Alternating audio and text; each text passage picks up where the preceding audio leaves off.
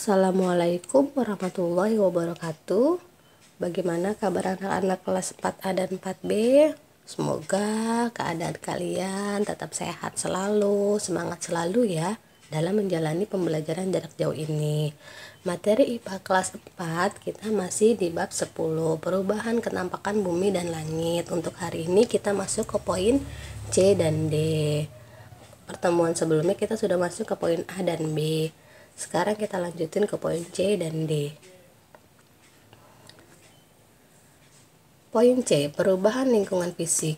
Faktor perubahan lingkungan dibedakan menjadi dua, yaitu faktor alamiah dan ulah manusia. Faktor alamiah terdiri dari angin, hujan, cahaya matahari, dan gelombang laut.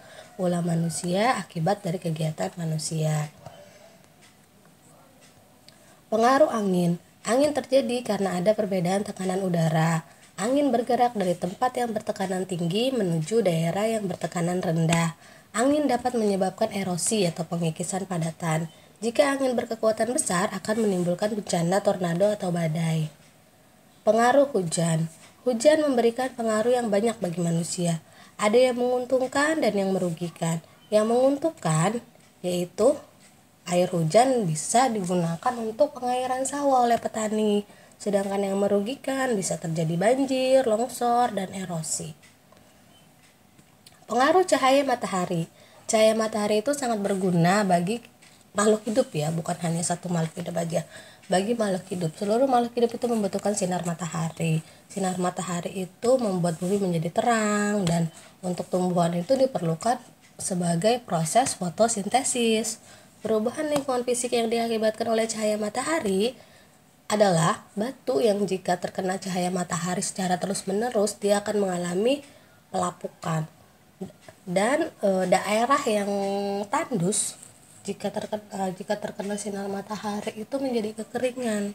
Tandus itu daerah yang tidak ditanamin pepohonan akan mengalami kekeringan jika terkena sinar cahaya matahari. Selanjutnya, pengaruh gelombang laut. Gelombang laut terjadi karena hembusan angin yang menerpa air laut. Perubahan fisik yang diakibatkan gelombang laut yaitu apa? Abrasi. Abrasi itu pengikisan pantai yang diakibatkan oleh gelombang laut. Langsung ada lagi yang namanya tsunami. Tsunami itu gelombang laut yang sangat besar yang pernah terjadi di Aceh ya. Tsunami itu kan bisa merubah merubah kenampakan atau merubah lingkungan fisik. Yang tadinya banyak rumah-rumah tuh di Aceh habis semua sama tsunami jadi rata. Itu kan merubah ya lingkungan fisik ya. Contoh perubahan fisik lingkungan karena ulah manusia: penebangan hutan secara liar, pembakaran hutan, membuang sampah sembarangan. Semua kegiatan ini dapat merubah lingkungan fisik. Kebakaran hutan, kebanyakan kebakaran hutan itu karena disengaja untuk menutupi hasil kegiatan manusia, misalkan dari penebangan hutan sembarangan atau membuka lahan baru. Itu juga dapat merubah fisik ya. Selanjutnya poin D, mencegah kerusakan lingkungan. Mencegah kerusakan lingkungan itu terbagi menjadi dua, ada mencegah dari erosi, mencegah abrasi. Apa yang dilakukan dalam mencegah erosi? Kita bisa melakukan reboisasi, penanaman kembali hutan yang gundul, tebang pilih. Tebang pilih itu tanaman yang sudah cukup umurnya bisa ditebang. Terasering itu sengkedan di tanah miring. Kamu pernah ke daerah pegunungan ngelihat sawah tuh yang ada undak-undak, nah itu terasering.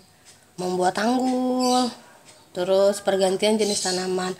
Pergantian jenis tanaman itu dilakukan agar tanah tidak kehabisan salah satu unsur hara yang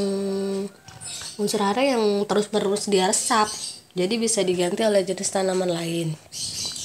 Selanjutnya mencegah abrasi. Abrasi tadi yang sebelumnya sudah dijelaskan, dia pengikisan pantai oleh gelombang laut atau ombak. Nah, bagaimana sih cara agar mencegah abrasi? Yang pertama itu menanam tanaman bakau. Kenapa menanam tanaman bakau? Tanaman bakau itu memiliki akar yang sangat kuat. Nah, akar tersebut dapat memecah ombak. Selanjutnya membuat pemecah ombak buatan dari apa? Dari batu-batuan besar, tembok, beton. Itu tapi harus kuat ya, karena biar dia dapat memecah ombak. Ombaknya tidak membuat abrasi di pantai. Sampai sini materi kita di bab 10 sudah selesai. Jadi selanjutnya kalian boleh mengerjakan tugas latihannya. Tugas latihan, kerjakan uji kompetensi halaman 168 dan 171. Jawabannya saja seperti biasa, dikerjakan di buku, dilanjutkan dari tugas-tugas yang sebelumnya ya. Sampai sini Bu Guru akhiri ya. Wassalamualaikum warahmatullahi wabarakatuh.